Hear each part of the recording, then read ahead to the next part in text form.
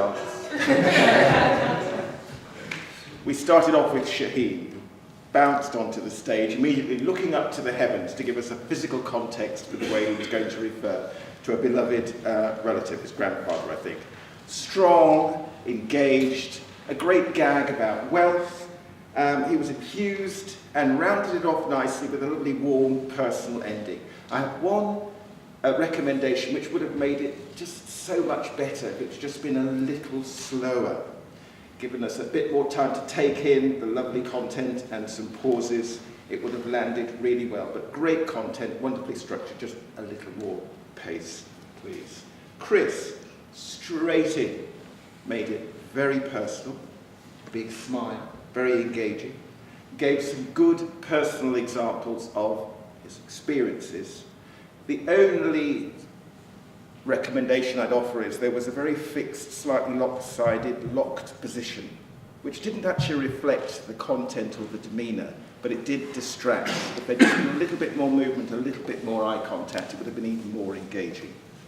Then we had Sunny, bounced up onto the stage, very fluid, very the opposite of the previous speaker, talking about Legally Blonde, gave us quite a detailed analysis of the film in such a short time, was relaxed, confident stage presence, and also beautifully tied up. I'm struggling to find a recommendation for him, part perhaps of the matching of the jumper and jeans, but that's another thing.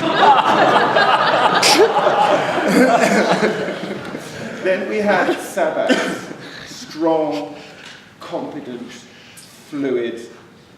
It was really sustained well to the end and nicely tied up, and nice to see Sabbath coming up here as a guest, a recent attender, finding confidence on the stage. Even my one recommendation is qualified. The hands went into the pocket, but he managed to make it seem like strength, and they eventually came out and were used to communicate and connect with us. So great job. And also watch for eye contact at times of reflection. Try and stay with us.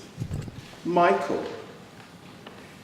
The confidence grew in Michael's delivery, though reaching to a time before he was really in control of things. He managed to interest us in the way that he looked back on how the music scene was working, made it nicely personal, and it got better and better with the fluency and confidence as he went on.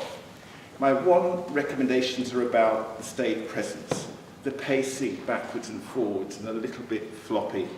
And that distracted from what had been actually quite a good, strong ending, but overall, good job.